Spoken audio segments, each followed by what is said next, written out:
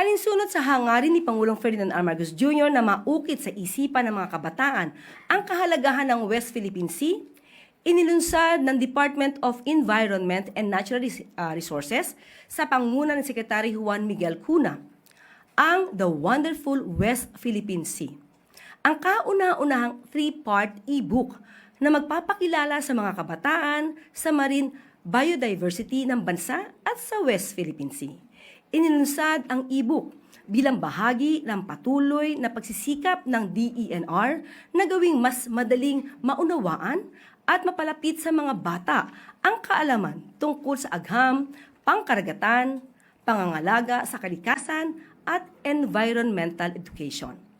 Ang unang yugto ng e-book, The Wonderful West Philippine Sea with Pawi, the Sea Turtle, ay sumusunod sa paglalakbay ni Pawi, isang mausisang pawikan habang tinutuklas ang mga bakawan, damuhang dagat, bahura at mga pamayang baybayin ng West Philippine Sea.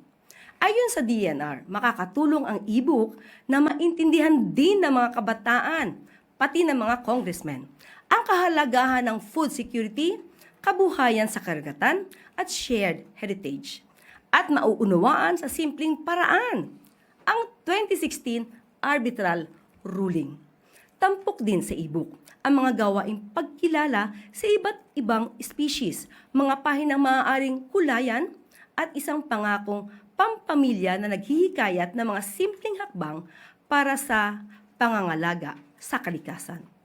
Tulad na lang ng pagbabawas ng paggamit ng single-use plastics, wastong pagtapon ng basura, pagtitipid ng tubig at pakikilahok sa mga community clean-up drive. Hindi pagtatapon ng basura sa bakuran ng ahensya.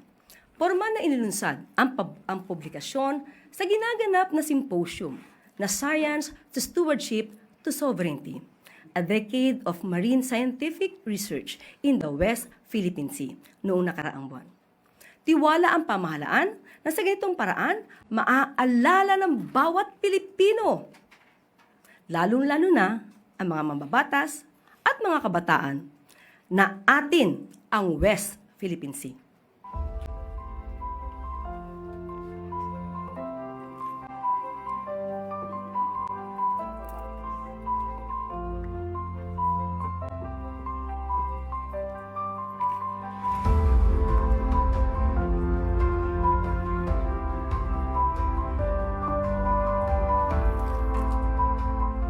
At sa mga iba ang pananaw na tungkol sa ating karapatan sa West Philippine Sea, i-download nyo na po yan.